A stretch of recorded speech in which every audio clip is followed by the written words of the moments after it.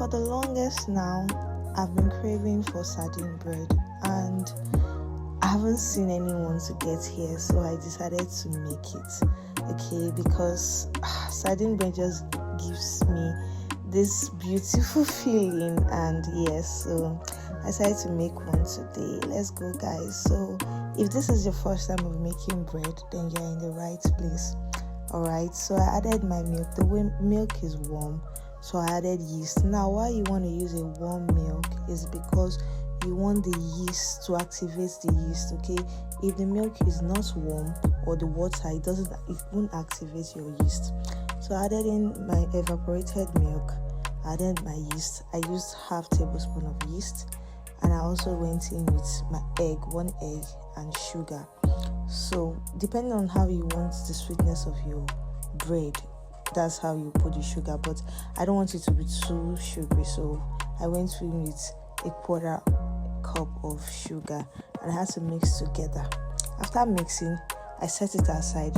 You can put it in a warm place depending on how you want it. So in my mixer, I added 2 cups of flour into my mixer because I'll be using this mixer to mix it. When it comes to making of bread, okay, it goes a long way to mixing, and if you don't want to get tired, it's always advisable to use your mixer if you have one, but if you don't, you can always use your hand. So I added my salt just to taste. Okay, I don't want to go overboard with it. Then I added my wet mixture. My wet mixture is the milk, the egg, and the sugar. The yeast has already proven, so yes, it's ready to be used. Then I added it to my mixer, so I mixed for about 5 minutes depending on how your dough is. But yes, my dough is looking nice, and I added butter and mix. Now it is time to do the real job. Okay, when it comes to bread, you must get your hands into it, else your bread is not going to come out nice. You want to do bread, you need to mix. Now I would have started the mixing from the beginning, but since I have a mixer, it only makes the job easier and get it done fast, so that's why I did that. But after that process, you still need to mix it. Make sure there is no air in your dough. Okay, so one thing about bread is you don't want to leave air in your dough at all, so that's why the mixing is very necessary. You want to make sure you fill all the air and there's no air in your dough. So that's what you see me basically doing here. I had to mix and make sure there's no air in my dough, and the dough needs to be soft. If you're making bread, your dough needs to be not very soft, but it also needs to be soft. You don't want a hard dough when you're making bread. So if you guys are like me, will you try this yourself? Because really, cooking is one thing I love to do, and when I'm having those cravings, I just go and make it myself. Okay, so yeah, I opened the sardine and I added the sardine, the oil from the sardine, because I wanted to have that flavor. I wanted the aroma to scent like sardine, and I also want it to taste like that. So basically what I'll be doing here, I'll be covering it and keeping it for it to rise for 45 minutes. You can go more, you can go less, but 45 minutes is my basic standard. Okay, so while that is resting for 45 minutes, let's do a quick one here and just mix the sardine up together. So I'm going to mix the sardine up together.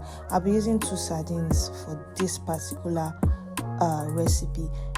It's just 1 loaf of bread I'm using, but I want each side of the bread to have sardine inside. I don't want anyone to be missing one part, so that's what I'm doing. Now I'm going to fold my dough together, get it ready, so that roll it together so that we can get cooking. And while I'm rolling, I already turned on my oven, so always make sure you preheat your oven when you're baking. It just saves you a whole lot of things.